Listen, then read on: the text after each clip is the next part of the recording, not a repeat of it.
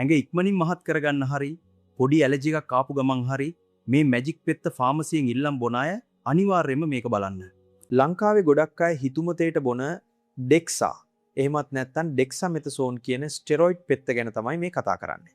ඉක්මනින් මහත් වෙන්න කියලා මේක දිගටම බිව්වම ඇත්තටම වෙන්නේ ඔයා මහත් වෙන එක නෙවෙයි. ඇඟ පුරාම වතුර පිරিলা ඔයාව ඉදිවෙන එකයි. මේ පෙති නිසා ඇඟේ තියෙන ලුණු ගතිය එළියට යන්නේ නැතුව හිර වෙනවා.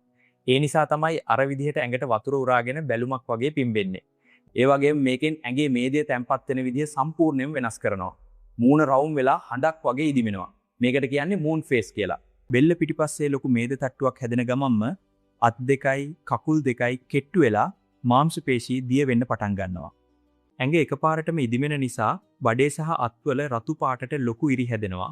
සම ගොඩක් තුනී වෙලා තුවාල වෙන්න ලේසි වෙනවා.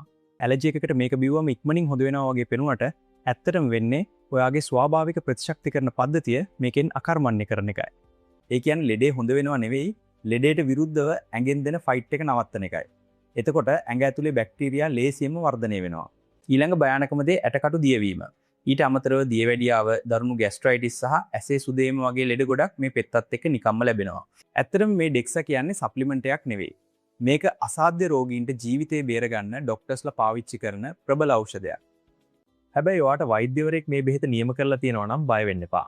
ડોක්ටර්ස්ලා මේක දෙන්නේ ඔයාගේ ඇඟට ගැලපෙන ආරක්ෂිතම මාත්‍රාවටයි. ඒ වගේම ડોක්ටර් දුන්න ස්ටෙරොයිඩ් බෙහෙතක් එකපාරටම නවත්තන්නත් එපා. මේවා බොනකොට අපේ ඇඟේ ස්වාභාවිකව හෝමෝන් නිපදවන එක නවතිනවා. එකපාරටම බෙහෙත නැවැත්තුවොත් ඇඟට අර හෝමෝන නැති වෙලා කම්පනයකටපත් වෙලා මරණය පවා වෙන්න පුළුවන්.